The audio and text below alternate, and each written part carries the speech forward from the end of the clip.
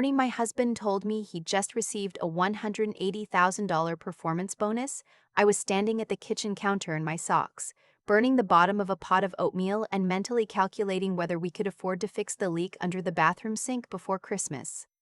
He walked in still wearing his coat, laptop bag over one shoulder, and he had that look, the one where he's trying to be casual, but his jaw is doing that tight little thing it does when he's proud of himself. "They announced the bonuses today," he said. I turned the burner down, and $180,000. I set down the wooden spoon. I said something like, "That's incredible, baby," or maybe I just stared at him. Honestly, I don't remember the exact words, because what I was actually doing was doing math in my head. The bathroom leak, yes, but also the credit card I'd quietly been using to cover groceries when my freelance invoices were slow. Also my sister's wedding gift we still hadn't bought. Also the feeling I'd had for approximately 3 years that I was always one slow month away from asking my husband for money like I was 12 years old, asking my dad for lunch money. He kissed me on the cheek. Then he said, "We should celebrate." I agreed. Of course I agreed. What I did not know, what I could not have guessed, standing there with oatmeal residue on a wooden spoon, was that by celebrate he meant throw a Christmas party for 45 people, most of them his colleagues, and split the costs down the middle. Let me back up. My husband and I have been married for 4 years. Before that, we dated for 2. Before that, we met at a mutual friend's birthday party in Nashville, where he complimented my earrings, and I thought he was talking to someone else. His name is not important to this story. I'll call him my husband because that's what he was, and for a long time that title felt like enough. He's a corporate attorney. He works 60-hour weeks and bills clients in 6-minute increments and once told me, completely seriously, that he had billed 300 hours in a single month. I believed him. I still do. He is extraordinarily good at his job. I am a graphic designer. I work from home, which means I work from everywhere, from the kitchen table, from the corner of the couch with a heating pad on my back, from the car in the parking lot of a Whole Foods because the Wi-Fi in the coffee shop was too slow. I have clients I love. I have months where I make good money. I also have months where I invoice $40,000 in work and collect $11,000 of it because clients are late and retainers don't always clear on time. When we got married, my husband proposed a financial arrangement that he described as clean. We would keep separate accounts. We would each contribute equally to a joint account for household expenses, mortgage, utilities, groceries, insurance. Everything else was ours individually. His salary, his bonuses, his stock options, his retirement account. My income, my savings, my student loans, my creative software subscriptions that he occasionally referred to as the Adobe situation. At the time I thought this was modern, sophisticated. I had a friend who'd watched her mother dissolve into a marriage financially and come out with nothing, and I thought, not me. I will always have my own money. I will always have my own money. I will always be independent. What I did not think about, what I genuinely did not sit down and consider, was what happens when two people with very different income trajectories contribute equally to a life that mostly benefits one of them. His clients came to our house for dinners I planned, cooked, and cleaned up after. His family came for Thanksgiving every year. His parents, his brother, his brother's wife, their 2 kids. And I handled every detail of that holiday from the grocery run to the tablecloth to the day after leftovers portioned into containers and sent home with his mother. His colleagues came to events I organized. His dry cleaning got picked up because I drove past the cleaners. His dentist appointments got scheduled because I remembered that he hadn't gone since the previous spring. None of this was in any account. None of this showed up in our equal financial arrangement. When I raised it, once, maybe twice, gently, he said something like, "You do that because you enjoy it," or "I'd hire it out if you didn't want to do it." Both of which were responses so profoundly beside the point that I stopped raising it. I enjoyed cooking. I also enjoyed not being a one-person household management operation for a man who made $400,000 a year. But I had signed the arrangement. I had signed it with enthusiasm actually, standing in a lawyer's office 2 weeks before our wedding in a dress I was very proud of. And so, the bonus announcement was on a Tuesday in early November. By that Friday, my husband had an idea. "What if we did a real Christmas party this year?" he said. He was on his laptop on the couch, which was his version of relaxing. Like an actual event. Invite the whole team. Spouses, maybe some of my clients. I was on the other end of the couch reading a book I'd been trying to finish for 6 weeks. How many people? 40, maybe 45. I put the book down. At the house? "It would be amazing," he said, which was his way of saying yes without acknowledging the question. "We could do catering, a bar setup, really make it a thing. I'm thinking mid-December, before everyone leaves for the holidays." That's 5 weeks away. "You're so good at this stuff, though." He smiled at me. It was a genuine smile. He genuinely believed this was a compliment. "And the budget?" I said. "Well, we'd split it," he said. "Same as always. It's a household thing." I put the book on the coffee table. I looked at him for a moment. "You just got a $180,000 bonus." "Right, and I'm going to reinvest most of that. The market's been." "You're going to reinvest it?" "The market timing right now." "And you want me to pay for half a Christmas party for 45 people, most of whom are your colleagues and clients." He did the thing where he tilted his head slightly, like he was considering the framing of my concern rather than the concern itself. "It benefits you too," he said. "You've gotten clients from my network." I had, actually, too. 3 years ago, I was still grateful for them. "I'll think about it," I said. He took that as yes, which was something I had apparently taught him to do without meaning to. I spent that weekend doing what I do when I'm trying to make a decision. I made a spreadsheet. Not about the party, about everything. I opened a new document and I started going back through my calendar, my texts, my email. I pulled up every dinner I'd hosted since we got married. Every grocery run, every client event, every holiday. I looked up the average hourly rate for personal chefs in Nashville, for event planners, for household managers, for the category that some sites called domestic labor and others called, almost comically, household COO. I am a graphic designer.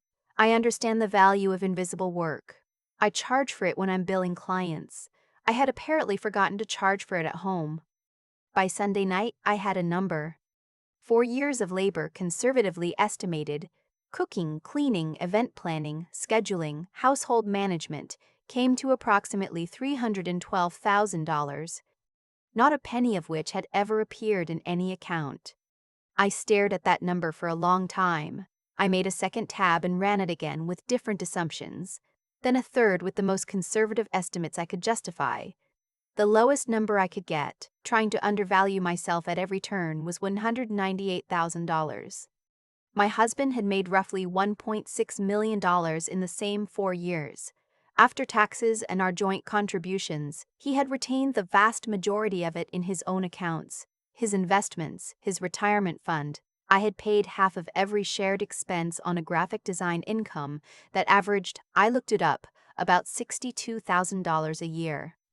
The party would cost, by my estimate, about $8,000. He wanted me to pay $4,000. I closed the spreadsheet. I opened a new one. I started planning the party. Here's what I told my husband. Yes, we'll split it 50-50, just like always. Here's what I did not tell him, that when I said 50-50, I meant it in a way he had not considered. I hired a caterer, a very good one, a woman who did corporate events and came highly recommended by one of the colleagues' wives I'd met at a firm dinner the previous spring. I explained the situation. She was, shall we say, interested in the specifics. The catering contract was in my name. The deposit came from my personal account.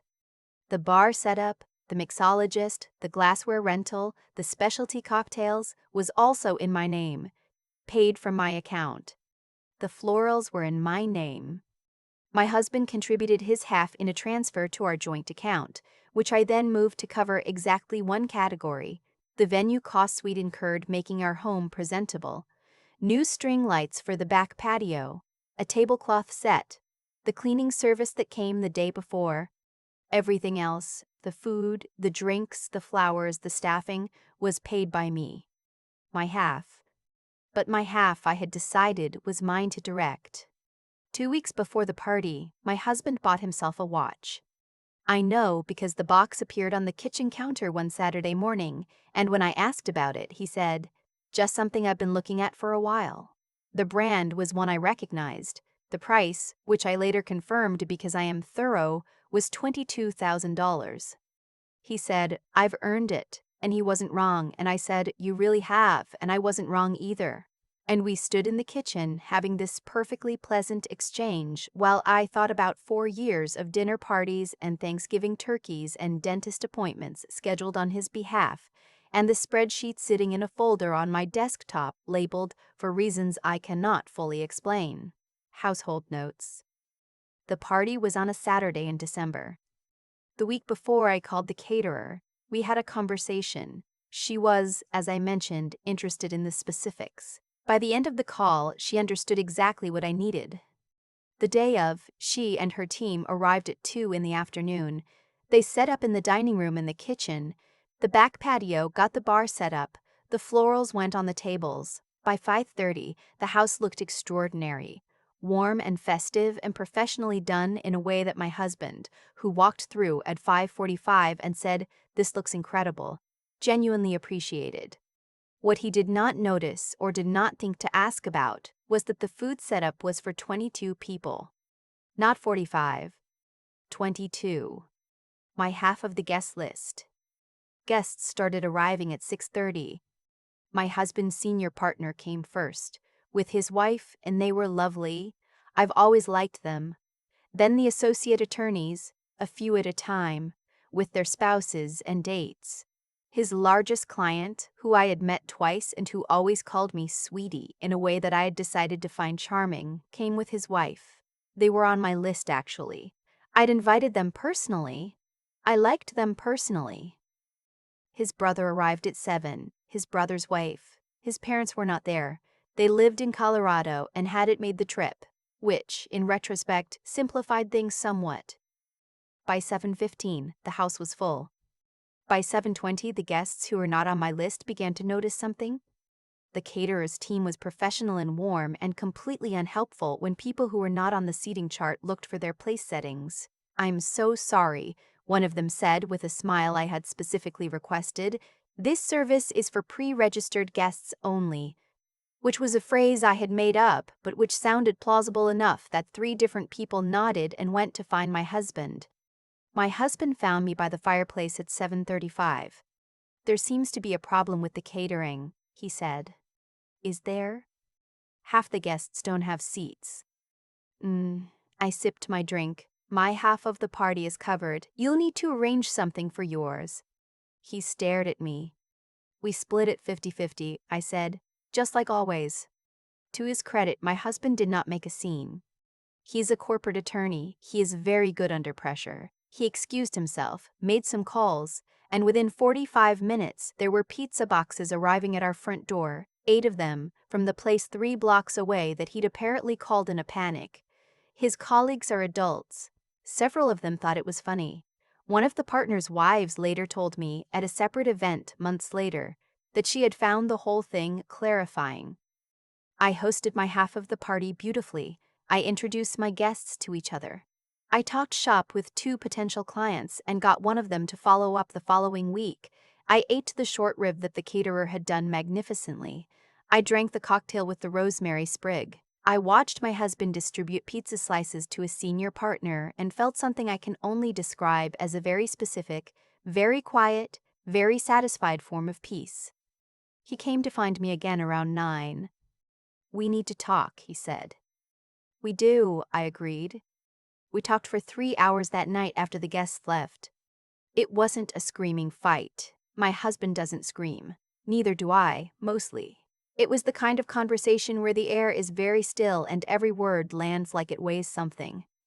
I showed him the spreadsheet, not the party spreadsheet, the other one, the one with the 4 years. He said, "That's not how we agreed to structure things." I said, "I know, I agreed to something I didn't fully understand." He said, "You could have said something sooner." I said, "I did, twice. You told me I enjoyed it." Long pause. "I make more money than you," he said finally. "That doesn't mean I owe you." I'm not saying you owe me, I said. I'm saying the agreement was never actually equal. You had more money and more labor. I had less money and all the labor. He looked at the spreadsheet again. He's a numbers person. I know how his brain works. I watched him do the math. $300,000, he said quietly. That's the high estimate, I said. The conservative one is just under 200. Another long pause. What do you want? He said. I want to renegotiate, I said. Everything. The household arrangement, the finances, what happens if we decide to have kids, what happens to the house if this doesn't work. All of it. Are you saying this isn't working? I thought about the oatmeal on a Tuesday morning, the watch box on the kitchen counter, the moment I looked at my own number on a spreadsheet and felt something settle in my chest like a stone. I'm saying it was never set up to work for both of us, I said, and I'd like to find out if it can be.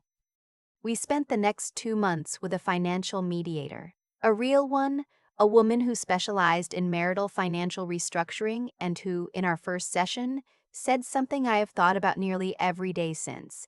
Equal contribution is not the same as equitable contribution. Those are two very different things. My husband was resistant at first, then he was thoughtful. Then, somewhere around the 4th session, he was honest in a way he hadn't been before, about the assumptions he'd made, about what he'd told himself about our arrangement, about the watch.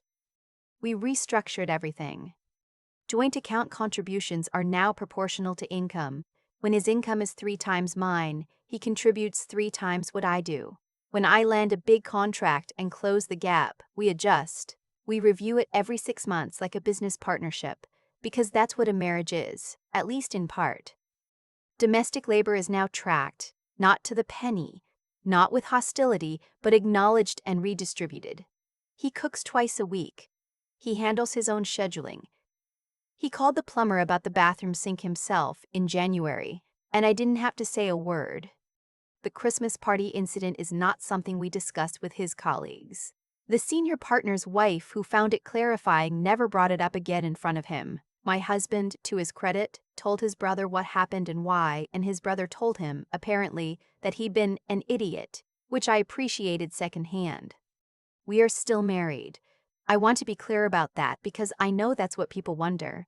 We are still married and we are, carefully, intentionally, with the help of a mediator and a lot of very long conversations, working on being actually equal. The spreadsheet is still on my desktop. I haven't deleted it. I don't know if I ever will. It's labeled Household Notes. And every time I open my laptop, I see it there, and I think, I know what I'm worth now. I have it in writing. And I will never sign something I don't fully understand again. I keep thinking about the moment I sat down with that spreadsheet, not the party one, the other one, and typed in the last number, $312,000. I didn't cry. I didn't feel vindicated. I just felt very still, the way you feel when something you've known in your body for a long time finally shows up in a form you can point to. That's what I've come to understand about the choices we make quietly, over time. They accumulate. Every dinner I cooked without being asked. Every appointment I scheduled without acknowledgement. Every time I told myself the arrangement was fair because we'd both signed it. Those weren't just habits. They were decisions, and decisions have weight that eventually has to go somewhere. I'm not proud of every part of what I did. I knew, when I called the caterer and explained the guest list, exactly what I was engineering. There's a version of me that wishes I'd just sat my husband down earlier and said the thing plainly. But I'd tried that, twice, and been told I enjoyed it. So I did what I actually knew how to do. I documented, I calculated, and I let the math speak in a room full of witnesses. What I didn't expect was how much the aftermath would require of me, not just confrontation, but honesty about my own part in it. I had signed that financial arrangement enthusiastically. I had let years go by without holding the line. Being willing to look at that clearly, without turning it into a story where I was only a victim, was harder than making the spreadsheet. It took a kind of integrity I had to grow into, and I'm still growing into it. My husband is a smart man. When I put the 4-year numbers in front of him, he didn't argue the math. He sat with it. That took something from him too, a willingness to be wrong that I hadn't fully seen in him before and that I've come to respect. The mediator we worked with said something in our second session that neither of us challenged. The most expensive thing in a marriage isn't the mortgage. It's the assumptions you never examine. What I know now is that clarity is not the same as coldness. Understanding your own value, being able to name it, defend it, put a number next to it if you have to, isn't selfish. It's the foundation of anything honest, and honesty, in the end, is what saved us. Not the party. Not the pizza boxes at the door. Not even the spreadsheet. The willingness to sit across from each other at 11 o'clock at night and say, "This wasn't working, and I want to find out if it can." The spreadsheet is still on my desktop. I think I'll keep it there. Not as a weapon. Not as a weapon. Just as a reminder that I know what I'm worth, and that I figured it out myself, and that I will never again confuse equal with equitable. Those are two very different things. I have it in writing now.